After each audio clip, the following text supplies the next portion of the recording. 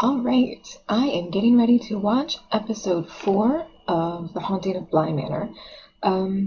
Episode 3 was our flashback episode. We finally got a glimpse of the previous governess, Rebecca Jessel. We got our first look at Peter Quint as he was alive. But on a different front, I was having a conversation with someone else that's watching. I think she's an episode. Yeah, she's an episode behind me. I had just finished episode 3, and she had just finished episode 2. And she was pointing out to me that she had interpreted the scene in the boarding school where they're talking about the possession story, the Legion story, casting out the demons into the pigs, and then the pigs drowning themselves. I had interpreted that scene. I had interpreted the purpose of that scene to be setting up a theme of guilt versus innocence. But she was pointing out that, well, she had taken it a different way, and in retrospect, I think it's both things. And honestly, I still hope my interpretation is closer to the truth, but hers was essentially that scene is there because it's meant to be a subtle hint that it's not just that there's ghosts, that possession itself is a theme in the story. And in retrospect, that might genuinely be the purpose of that scene. That is, it would definitely tie, because in episode 3, we were seeing that, like, for instance, the scene where Peter gives Rebecca the bouquet of roses, and it's pretty much the same roses that Miles gave to Danny. He might have even been mimicking the conversation itself. And after watching episode 3, I had interpreted that as just Miles internalizing, like, okay, this is how you manipulate people. But she had been thinking that it was, meant to show that the possession story was specifically in there to imply that it's not that Miles learned from Peter Quint, it's that he might be getting possessed by him, which is not, I don't love that. But it really does seem to fit so far. To be perfectly honest, I'm kind of hoping that as the rest of the story plays out, I'm going to get a good confirmation of, like, no, that's not what's happening. There's something else going on, but that might be it. That could be it. I don't know. But then that would make me wonder, like, what's going on with Flora? Could she be being possessed by Rebecca? I don't know. Because and then with Miles, there was also that weird moment with Jamie, where he called her Jamie Darling, which I just took as, okay, he's really testing boundaries. He's a kid. He clearly, as of the previous episode, he clearly had a very manipulative mentor figure. The one male figure, well, I guess one of two. Owen is also in his life, but one of two male figures in his life, and clearly the one he most looks up to, is a very manipulative, suave, abusive man. He's charming in a very sinister kind of way. And a little boy would definitely get taken in by that. Potentially to the point of emulating it. But it's really, really sinister to think that he might not be emulating it. He might be... That's... To use his word, he might be being compelled. So I don't know. Suddenly, I've just genuinely with that little thought in mind, I've kind of gone from, I don't love this kid, I'm like worried about the adult that he's going to grow up into, to like immediately worried about, like, okay, it is something within the confines of this ghost story, is something supernaturally oppressive, I suppose, happening to the child. And if it is, what, if anything, can be done about that? I don't know. I have no idea. But episode 4 Let's see. Our title is The Way It Came. I'm not going to read the description. Let's see. Predictions for this specific episode. I definitely think we're going to see the Danny and Jamie relationship, if not get started, get a little closer to being started. We had the one little moment at the end of the last episode between the two of them. Jamie definitely picked up on what Danny was putting down. And so we'll see. I'm sure we're going to get another scene between the two of them. We're going to see a little bit more of them feeling each other out. And then, I don't know how fast this is going to go. Let's just see on that front. Let's see what happens in this episode. I am really looking forward to the rest of this series. And I'm really hoping it sticks the landing.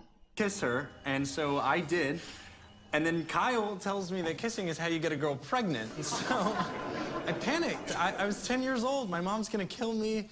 Danielle's mom is gonna kill the both of us. I have to make this right. So the very next day, while we were walking to school, I get down on one knee and I asked her to marry me. And she turned me down. Peter Quint was like played up as... She says, we're too oh, he's young. just so gorgeous. You can't resist him. This guy's cuter. When is old enough? And well, over the years, I kept asking and asking. Get my big glasses. Now, we're still pretty young, but I think we are old enough to know what we want. And what I want is to be the man that gets to be with this girl. This Baby, she beautiful, does not amazing look girl extraordinarily for the rest of our interested lives. in this speech. Danielle, thank you for daring me to do it. Can't wait. Okay, and you are so awkward. Oh no. Are they both gay? It's beautiful. I don't know what to say. Oh. Just say, good morning, Mrs. Omar.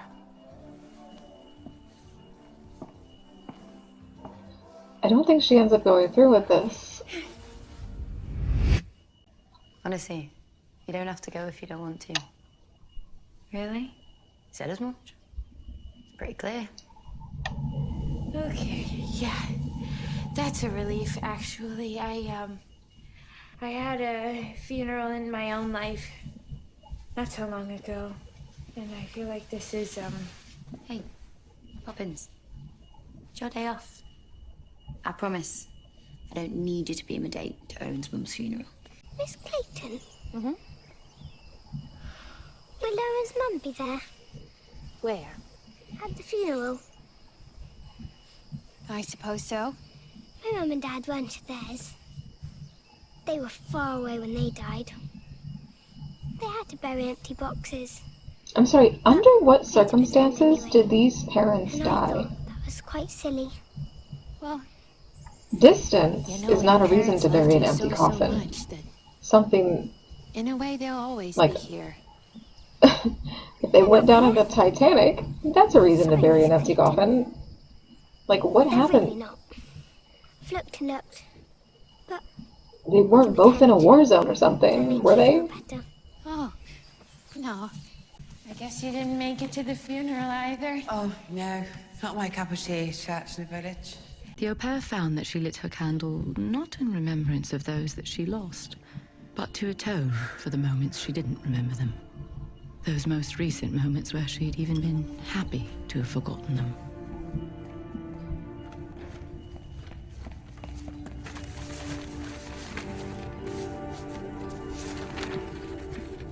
Viola Cloyd? 16 something? You were making our favourite for dinner. I don't know It's what Owen's relevance that could have, favourite. It's Owen's favourite. but they lingered on it long Owen enough. isn't here. Girl, yeah, lock it in. Oh my god, Jesus. what happened? I thought he was Peter Quint. She's ridiculous. I'm much better looking. Stand down, Poppins. Oh my god. I'm so sorry, Owen. It's actually quite impressive. No damage done. Really, Pratt? What are you doing? You've been out on Innocent Americans. Been to a funeral. I just need to leave, so I got in the car and I didn't know I was coming here until I arrived. And well, I should go. No, I should go back. if you show up here, this is probably where you should be. Your seat. I bet you haven't eaten. Can we please just have someone How did you support? know Owen was coming? She's been making your favourite. Come on. There's a nice cup for you for a change. Bad memories, bad marriage. Luckily, Is that her Danielle mother? does not share my taste in men. Lucky for Edmund, okay? I mean, he's the lucky one in this equation. And I'm happy to say he knows it. You got great shoulders. You know that? She's really pretty. Thank you. Should wear your hair up on the day. Show 'em off. Karen, please. And she is really gay. No, but Danielle's father helped pick mine out, and look how that turned out. I don't think you can blame that on the dress. I'm very intrigued by Flora's little implication that... excuse me? What do you mean? When Mum and Dad died, I thought I was going to die too. Oh, poor kid. I was sure of it. But then I thought, what if I was already dead?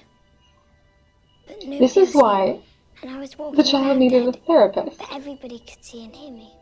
That was dreadful. It only felt like dying. Because actually, I was still alive. You have to be to feel that way. This poor fucking kid. It's just really, really sad. And this happened when she was Then I learned 7. the secret. I didn't even need to be sad anymore. What secret? Dead doesn't mean gone. Want it watered down. I want an actual bloody drink. No!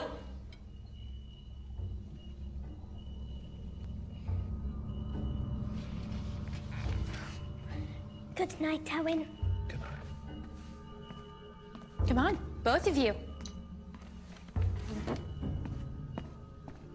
So Flora just expressed all that trauma, and now she has to mind her brother. You know, To try to handle his temper. I do like that young woman. Flora has to give up hanging out with the closest thing she has to friends, certainly not peers, because she has to mind her brother's outbursts. And I definitely feel like in that scene there is certainly an implication, there's certainly the possibility of the possession theory. If that's Peter slipping into Miles in some capacity for some reason for unknown stretches of time,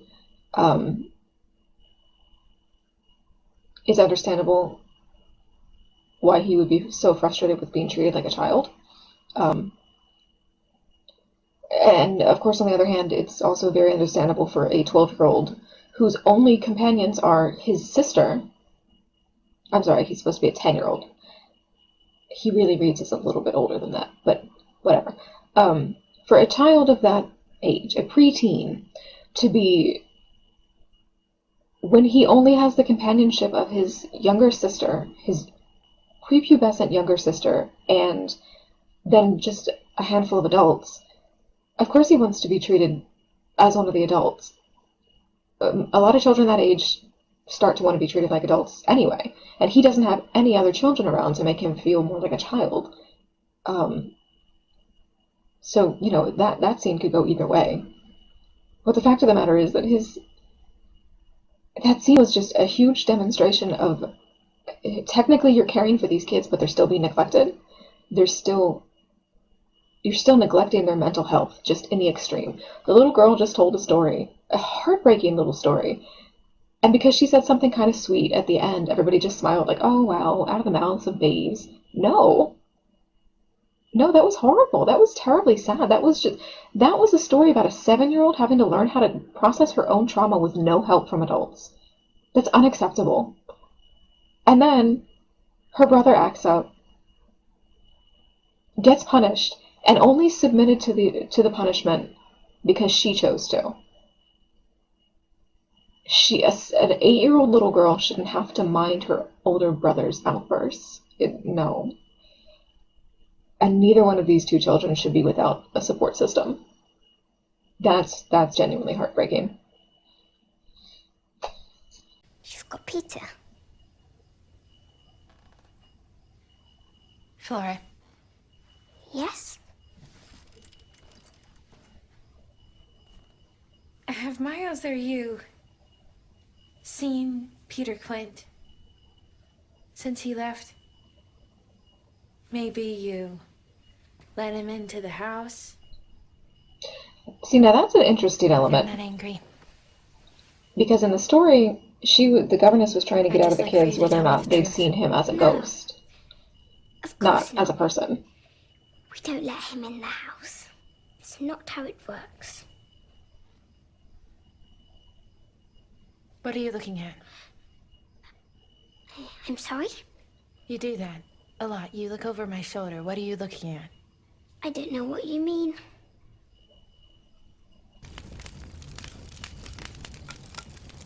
Oh, there she is. Dig in. Some of this wine hasn't seen daylight since before you were born. Hannah, give her a bottle.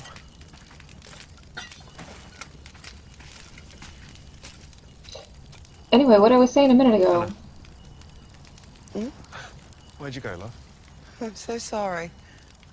was that I was been drifting lately, intrigued quite a by bit, I'm the afraid. implication that Flora seems to think Hannah might be psychic in some way, which could tie into her zoning out. This is the second time that's happened. But I don't think I buy that quite yet. I'm still a little more convinced that there maybe is something happening with her health, but I'm starting to be persuaded otherwise. Actually, Eddie, I was thinking we could just tone it all down. Maybe just... I don't know, I don't think we have to go so crazy with it. Yeah, I thought you wanted a big wedding. Can we not have That's this conversation in perfectly well and public, fine. especially since I thought I the wanted conversation we're having is not the conversation we need to be having? to want it, but it's just so expensive and so much. Especially since he's acting like this is entirely coming out of left field for him, like... Yeah, no, easy. It's done. Yeah, for a second, I thought you were going to say you didn't want to get married at all.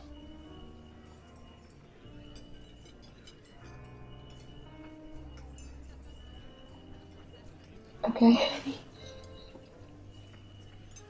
I can't. Girl, What did I do? Nothing. What didn't I do? It's not like that. Well, then what's it like, Danielle? can we not have this conversation in a public place?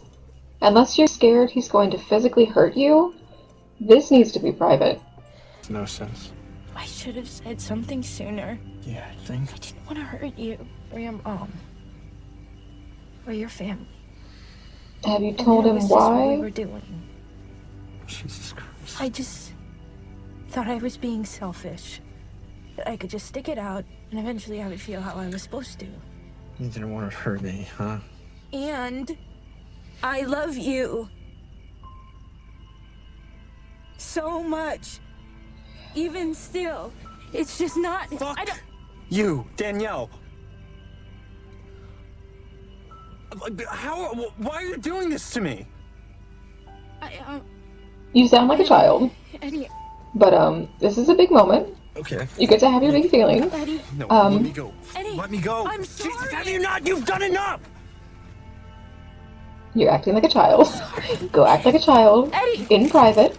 And then, when you're ready to... Jesus fucking Christ.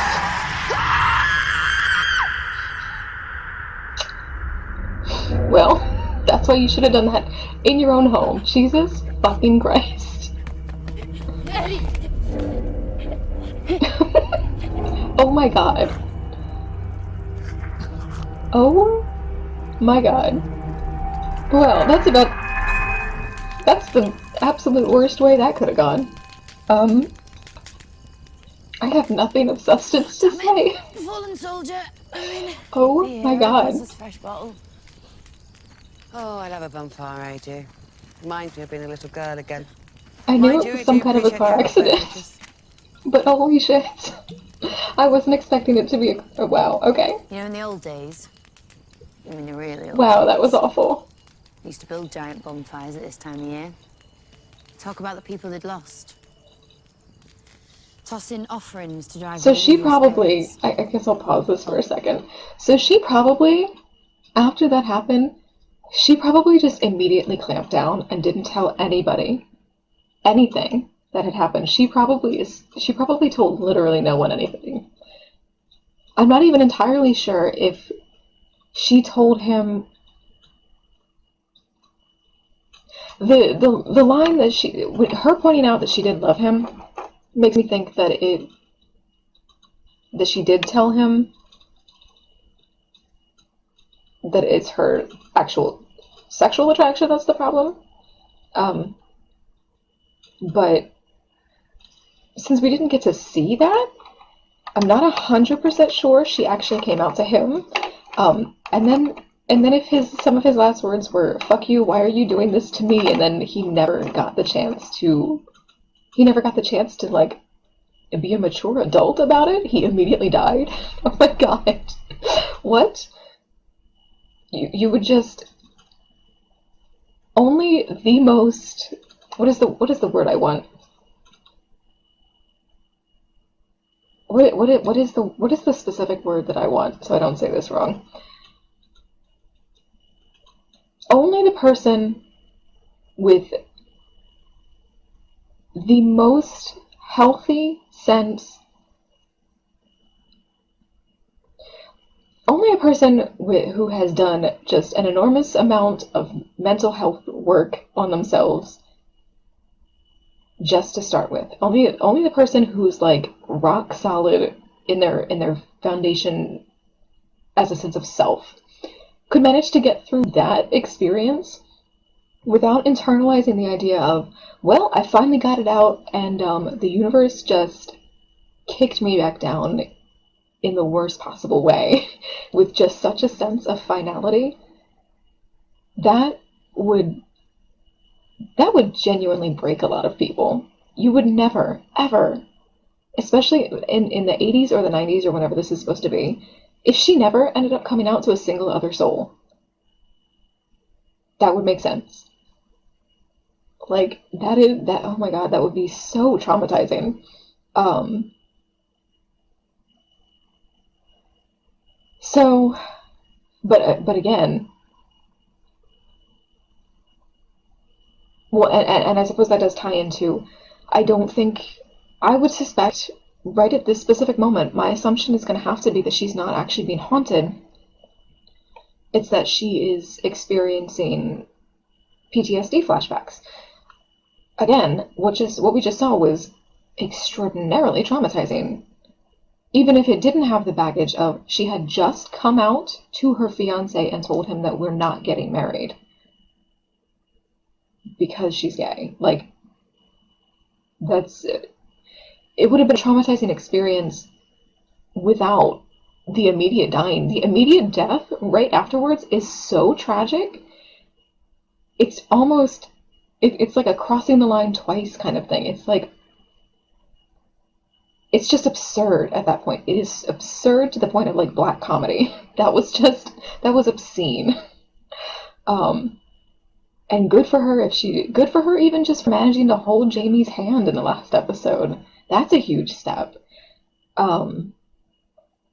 Jesus Christ. But so my assumption, as I had said a minute ago, my assumption right now would be that she skipped out of America and didn't tell anyone the circumstances immediately prior to his death. I imagine I would be very shocked if her sense of like, okay, I told the truth and I was immediately punished for it. I chose to dismantle this one part of the life that I had built because I thought it would be good for me, and then I had the rest of my life destroyed. So clearly it wasn't good for me. I will not tell anyone else. I would be very surprised if it comes out that she did end up telling, like, his mother, other people in her life. I would be very shocked if she told us anyone in America, anyone of her old life. And it's going to be a huge hurdle to overcome just to tell anyone in this life, which now that the writers have brought in this element of genuinely a sense of like, you told your truth and were immediately punished in like the most devastating way. Like not only it's not like he even got around a corner and then died. He got out of the car and immediately died. Like in front of you, you watched him bleed out. That's just the most horrific. Just I'm all over the place. I love that. Oh dear. Yeah, so at this point, with that scene being in here, I'm gonna be pretty pissed if she dies. If she ends up dead by the end of this, I'm gonna be upset. I'm still gonna be a little upset if something happens to Jamie. That could be done well if there's kind of an implication of like, because the show is built around heavy themes of just loss and mourning and coping, and just the dead doesn't mean gone being the arc words, and just obviously the whole thing revolves around the idea of how do we live on when we've lost someone of importance to us, either positively or negatively.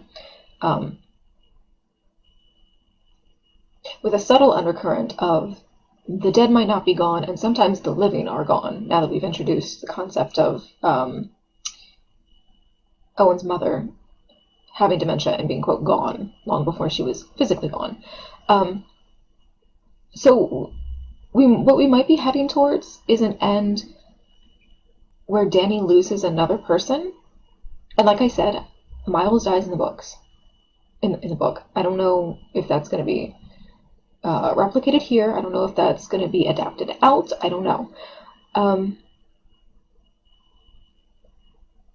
But I have a sneaking suspicion that I'm not 100% sure.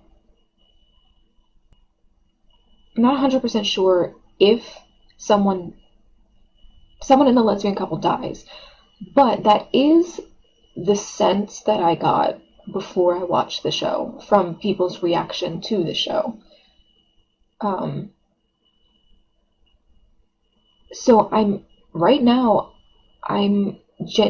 genuinely operating under like a hesitant assumption that either Danny herself or Jamie is going to die, and this episode really is making me think that Danny's going to be the one to survive, especially because Jamie, as far as I recall, there is no Jamie equivalent in the book. So the canon foreigner, might be the one that gets killed. And of course, like I said, that would tie back into the overall theme of like, well, another jackass just died. Guess we gotta do this whole thing again. Mourn some more. Move on again. Just keep trying until finally we die too. Which is just such that as a concept ranges so far from just depressing utterly devastatingly depressing at worst to like morose and melancholy at best, and that I could understand also being a reason that people would be put off by this story, even if they don't care about the bury your gaze trope showing up in something again and again and again and again and again and again.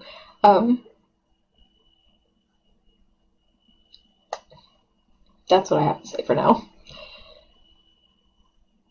I truly was not expecting him to die right in that scene. I was truly expecting there to be another flashback in which she found out he had died, or she witnessed him dying. Maybe he came back and tried to make amends, and like, okay, well, I processed what happened between us. Let's try to be friends at least. And then he died? But that was straight up. That was genuinely so awful to the point where you can only fucking laugh. What the fuck? Oh my god. And there's 20 minutes left in this episode. What could possibly happen now? Oh dear.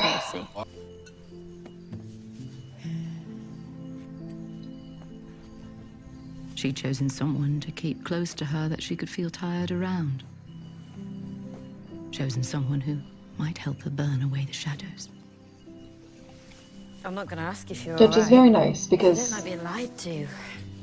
so far she seems to be the one I would least expect to be supportive. Peter Quint. From her brusque exterior. Of course not. But she's the one that's most consistently been, leaving space for her to just have her emotions and supporting her through them. Aren't there? Which is lovely to see in a television show. Well, An actually emotionally supportive relationship.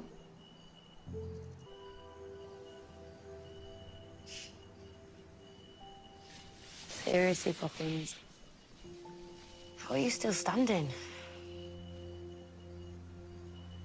I think I'm crazy. I think you're surprisingly sane and considerate. Look. I know what it feels like. Feel like you can't find your...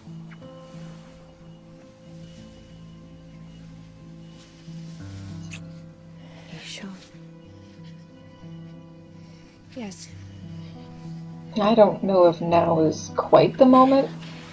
She's processing a lot of emotions. It's probably not a good thing to start something right this second. Maybe give it a couple of hours. Okay. Right. I don't know what to say. I don't know what to say. Just forget about it. It's my fault. I'm sorry. I'm sorry. Just... Jamie? You were just telling me. Literally telling me that you weren't up for this. Well, good for you. Let's get back. Another night, maybe. Good for you. Another time, maybe. Correct. Well, she still does need the emotional support. You probably shouldn't have left. But with the... Miles? Okay, so the scare chords there imply that she's afraid of something. Are we gonna get a spooky scene? Because so far we've just been a lot of sad scenes. And I think it's listed more as a gothic romance than a horror series. But some spooky's going on, is it not? Miss Clayton. What the heck are you doing down here? Flora had a nightmare. Okay, let's get you two back to bed. Not just yet. I'm quite frightened. It was a horrible dream. Well, you should be in bed. Not that I won't.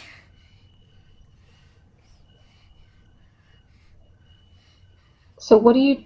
What's your plan here, child? What happened? There was something Are horrible. you trying to get her to not see something? Moving from in there to under. A creature. A creature under my bed. And it knew my name. And it was reaching out. Are we gonna see the spooky thing? It said it wanted to do awful things. Yeah. And it had bones for hands. So is it only scary in the sense that it walks around? It was my mum. And they don't want her to see it? I am so sorry, Flora. What do they think is going to happen if she sees it? Is she in danger, or they just don't want her Let's get you two back to? to bed, okay?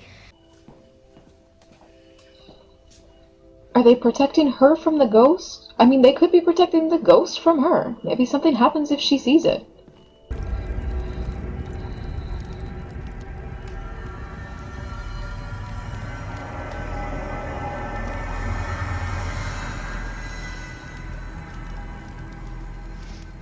Have you considered talking to it? Because if it's just a manifestation of your own guilt, then having your feelings out might assuage the guilt and make it stop figuratively or literally haunting you, whichever the case may be.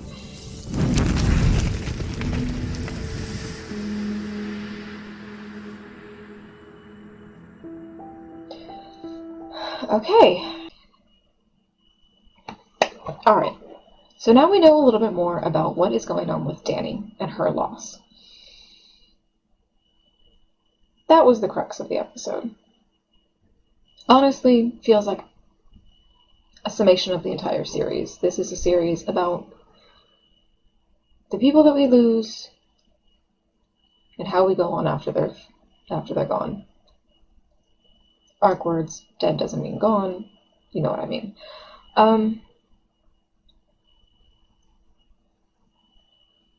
I think I've already talked I talked pretty extensively about Dani's whole deal earlier when it happened. So I guess I'll just touch on some of the minor things. I just spoke a little bit about a little bit of speculation on what in the world is going on with that one specific ghost. Could it be their mother?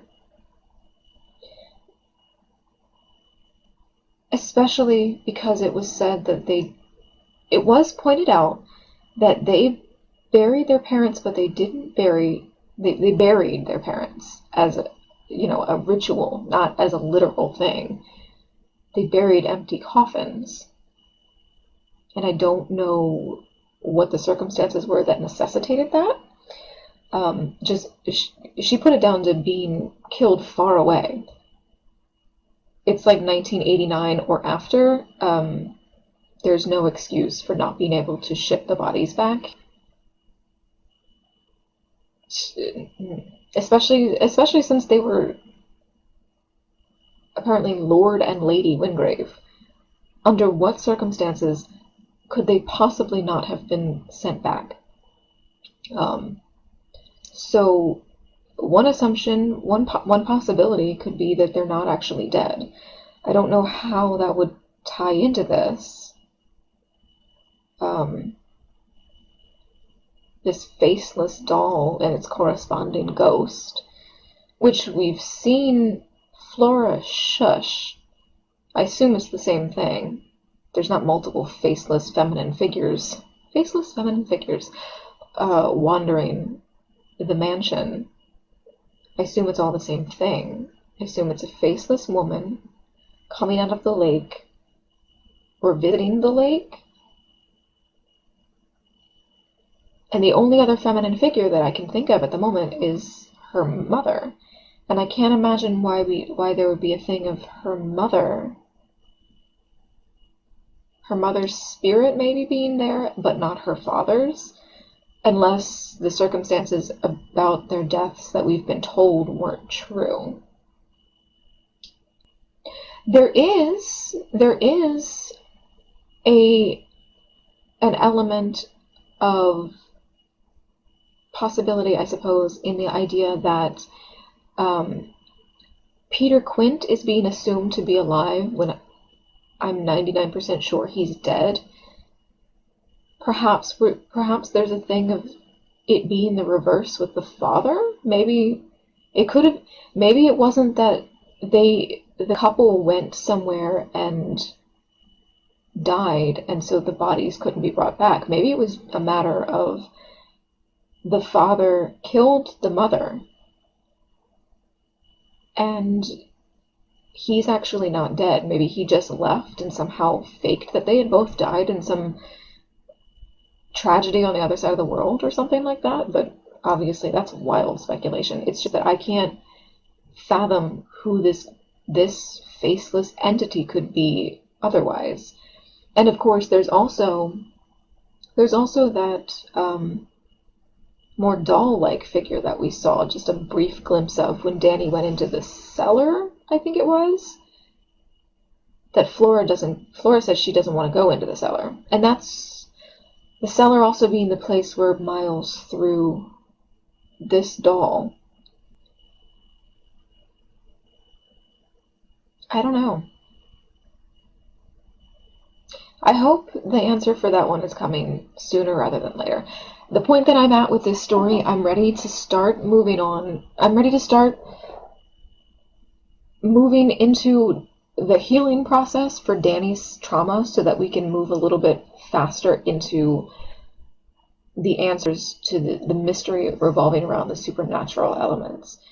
I am desperately curious of who this ghost is.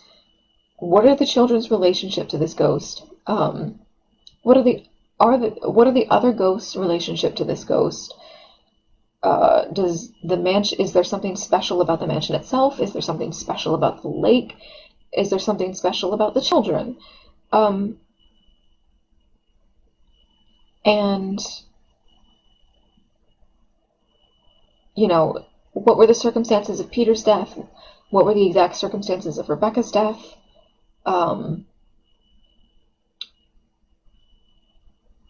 Should I be concerned about anyone else? We did get a little hint that there genuinely might be something going on between Owen and Hannah, which I'm excited about. I like them both. I don't know if I like them together yet, but I think I do. Looking forward to that. Let's think. Anything else? Mostly, I want to start getting a little bit of answers. I'm ready for the scene where someone besides these two children sees a ghost that is not their own trauma haunting them. Or Peter Quinn. Because I don't know what's up with him. That might be, he genuinely might be possessing Miles. And I hope that's not what they're doing.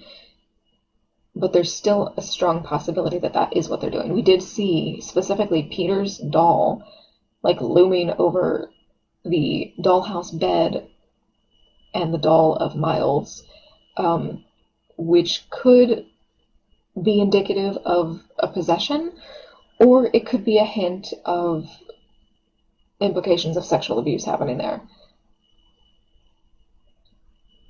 So, I would also like answers on that front. But let's see, I think this is a 9-episode show? Let me double check. What happened?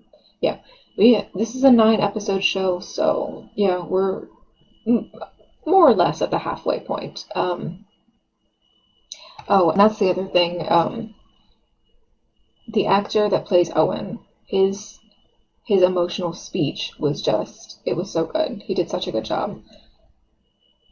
That was very moving and touching. It was another little moment of, like, I feel like someone should be offering comfort in some capacity. Like, we're all friends here. Like, maybe somebody give him a hug. But from a narrative perspective, yes, stand back, let the actor act. He needs to get out his big monologue. Very touching performance. But afterwards, I would have enjoyed a little bit more like, hey, we're your friends. Let's, I don't know. We don't need a group hug, but, like, give him a pat on the shoulder, Jesus. But yeah, I really like them. Honestly, right now, Danny's the weakest link for me still. I really enjoy especially in terms of the adults, all of the supporting cast are just, I really like all of them. And I'm surprised. My first impression of Jamie wasn't, like, great. She seemed a little abrasive. But no, I have been impressed. She, like I said in the scene earlier, she has been very emotionally supportive to Danny, and obviously there needs to be more to the relationship than just that, but it's very satisfying to see a relationship in a show of any kind, let alone something that is listed over here as a gothic romance. To see two people in the build-up to their romance actually not just have the thing of, like, I'm hot and you're hot, let's be hot together. But no, they're actually, like, emotionally, not just hitting each other with, here's my tragic backstory, I'm so emotional, but, like, no, actually emotionally helping each other. Or at least one of them emotionally supporting the protagonist. I'd like to see a little bit more, of a both ways kind of thing.